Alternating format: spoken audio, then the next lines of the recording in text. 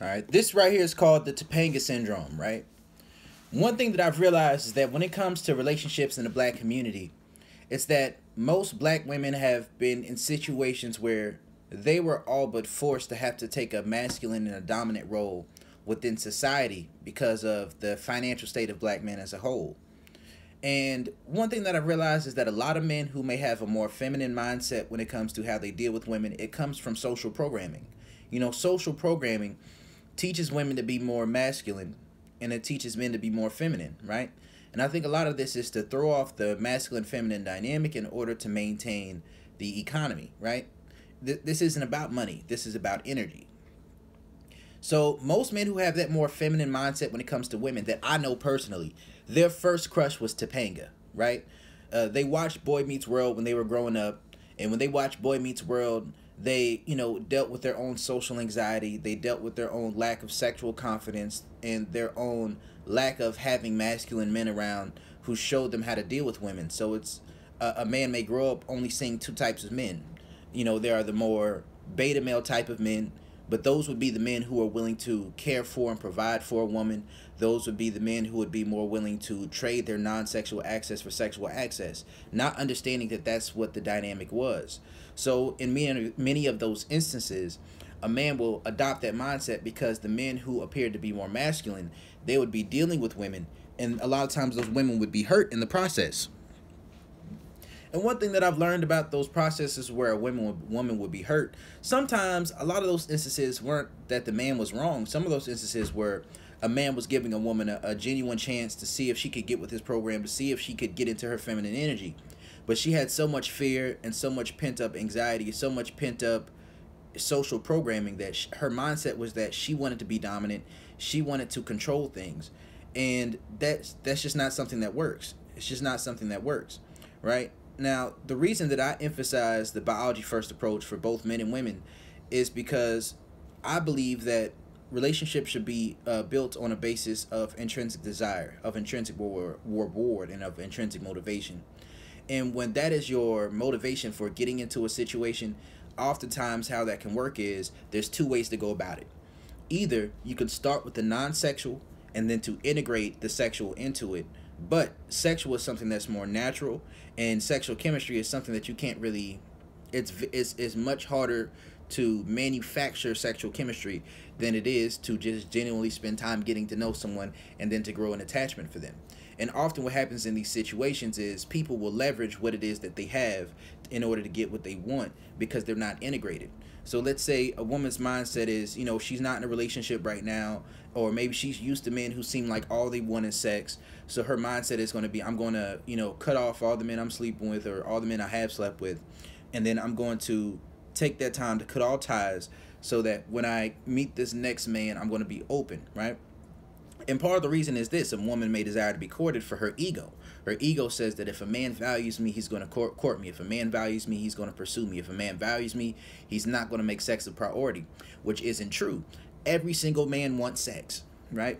But the difference is this: a dominant masculine man is going to put his desire for sex above his desire to want a relationship with a woman if he doesn't know that woman and hasn't vetted her well enough to see if they're actually compatible.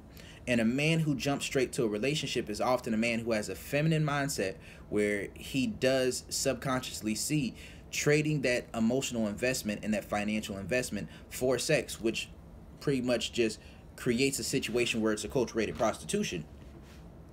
And often what happens is a man who takes that route, I was a man who took that route. I took that route, and I didn't take that route due to the woman's idea. I took that route on my own. I remember reading when I was 16 or 17. I remember reading "Act Like a Lady, Think Like a Woman" by Steve Harvey, talking about the 90-day rule. And really what that is kind of like what Eddie Murphy talked about. When Eddie Murphy said that, he gets to know a woman and she's starving him out for some pussy, right? Scooby snack pussy. She's starving him out. And he gives him the saltine cracker when he is starved. And because she gives him the saltine cracker when he's starved, he thinks it's the best thing in the world. But after he gets it a few times, especially if he has sexual skill, sexual power, a man will pretend or even convince himself that he is the type of man who is all about a relationship until he gets the sex. And the thing about leveraging sex to get a man invested is after he gets that, he's not going to put the same effort in. So one thing that I believe in when it comes to the biology first approach is that a masculine man is going to put his sexual desire usually ahead of his desire for a relationship. So if a woman desires a masculine man, she's not going to get that masculine man by trying to leverage her sexuality. It's not going to happen. Because these days, men, we know that women have sexual desires. And men who have sexual confidence and experience, we know that that is an aspect of something that a woman very much enjoys. It very much enjoys in a situation and very much desires. So if a man who's masculine doesn't see that desire in a woman, he's not going to take her seriously, right? These are things that we need to understand just as people, right? And when it comes to just this biology first approach, that is where you meet a woman. You see if you're attracted to each other. If that sexual energy is reciprocated, then as a man, instead of just sleeping with that woman and treating her as if she's not valuable because of how quickly she slept with you, you can take those opportunities, take those sexual encounters, and start to create opportunities to build non-sexual compatibility and chemistry along the way. And if that woman is sleeping with you from a place of intrinsic motivation, which means that she isn't doing it because she wants something, that it'll very much lower the level of anxiety that comes with feeling that she's investing without getting something in return. So you find a woman who you can deal with, who sexually desires you, and as you deal with her, you start to give her guidance to the level that she's submissive with you. You provide guidance into her life. You give her advice. You tell her different things that will help her situation out. And through this process, she learns to not only have this desire for your sexual energy, but she also begins to trust your masculine energy even more. It's based off of that initial approach being very masculine and dominant in nature, right? So as a woman, if you want a man who is masculine and dominant in nature, being able to tap into your own intrinsic sexual desire is something that will very much help you to have one of these men. Because often what happens is a woman may try to go through this process, but because she sees sex as transactional, she's unable to go through the full process, because the more she sleeps with that man without there being a commitment involved, the more she feels like she's giving her value away. Women have to stop seeing their value in sex, right? It's not about seeing your value in sex, as you see the value in your sexual chemistry and compatibility with that individual person. See, this is the reason why I advocate for the biology first approach for both men and women.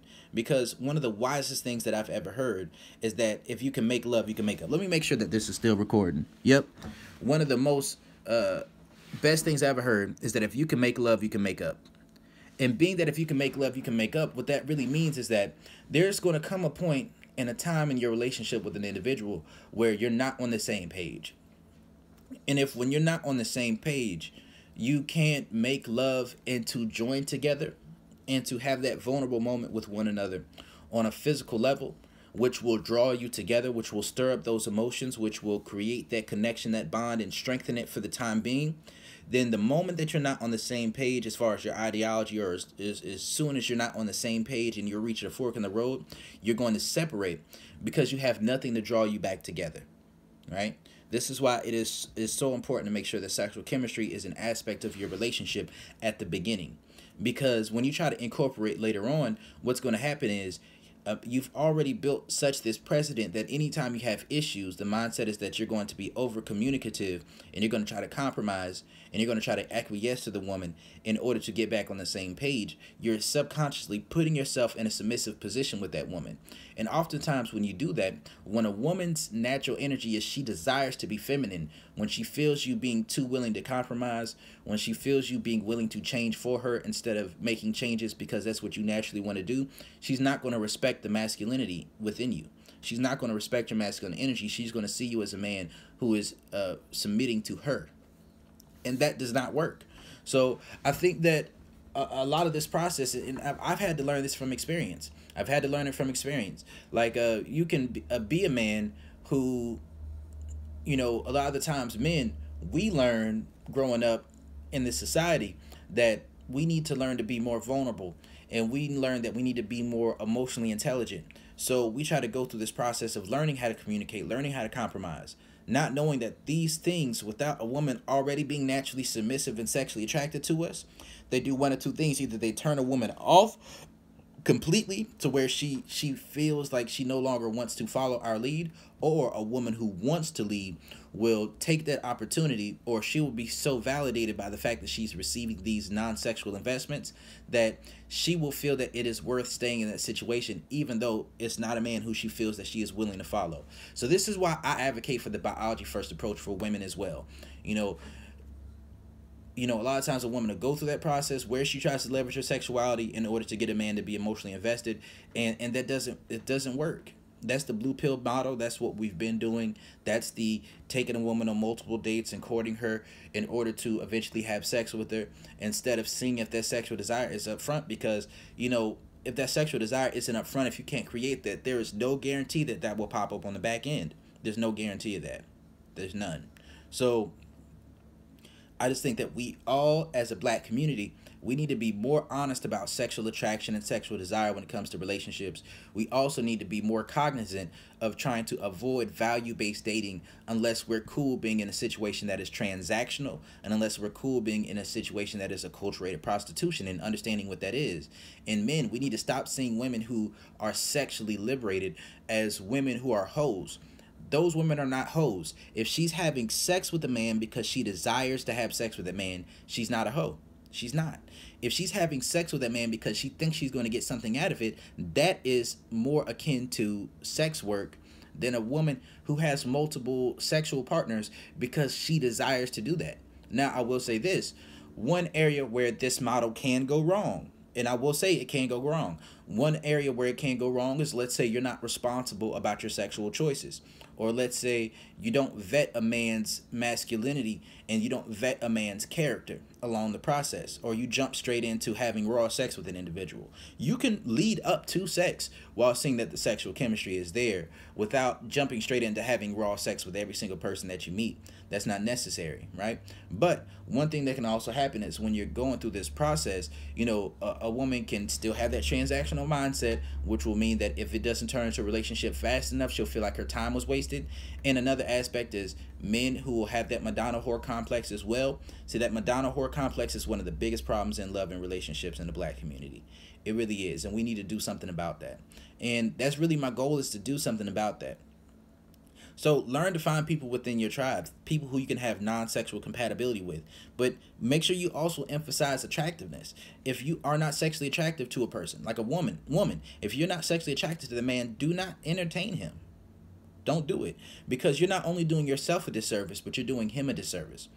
And if that man eventually comes to a point where a woman shows that desire for him, he's going to cheat on you, or he's going to leave you, because it's a woman who's showing that true, pure desire for him, right? So this is just Brody's take on the Topanga syndrome. Another aspect of the Topanga syndrome, because I said that at the beginning of the video. When it comes to the Topanga syndrome, let's say a man grows up, he has this certain level of social anxiety, and through this process, he meets a woman who shows a little bit of initiative. She isn't turned off so much by his feminine energy. She has the ability to be consistent because she's more logical, because she is more masculine. And if that woman knows how to be nice about it and she's not very confrontational, then what will happen is a man will settle for a woman who isn't submissive with him, because at least she finally shows some consistency. You get what I'm saying? So, man, we need to avoid that. There's something that's dangerous. And those situations can work out at times. But oftentimes when you're in those situations, your communication can show, it can be good. But a lot of times you can talk to a woman until she's blue in the face, until you're blue in the face about what your program is, about this masculine stuff, that masculine, all this other stuff. It's going to go in one ear and out the other, because a woman isn't meant to operate with you on a basis of logic. A woman is meant to operate with you on a basis of her emotions, on how you make her feel, her mind and her body. Right? How you make her mind and her body feel, and your ability to lead. Does she trust your masculine leadership? So as men, we need to develop our programs. We need to make sure that the women that we're dealing with, that we're leaving them better than we found them. Because when you're using this biology first approach, there are going to be a lot of women that you may deal with where it's not going to turn into a relationship, and that's fine. Most relationships aren't meant to work out anyways. But if she learns more about femininity in the process of dealing with you, and she learns more about how to be have intrinsic sexual desire while dealing with you and sees the power in that. If she sees the power in her femininity through the process of dealing with you, and you give her a couple of skills that will help her be able to implement that more practically, then what's going to happen is the next man that she meets, even if it's not you, she's going to be in a better position to turn that into a relationship that can turn into a marriage or a long-term relationship that has strong sexual polarity and masculine feminine dynamics. So this is just Brody's take. I put my face on this video. I didn't pick out my beard this time, but that's fine. It's just something I wanted to say.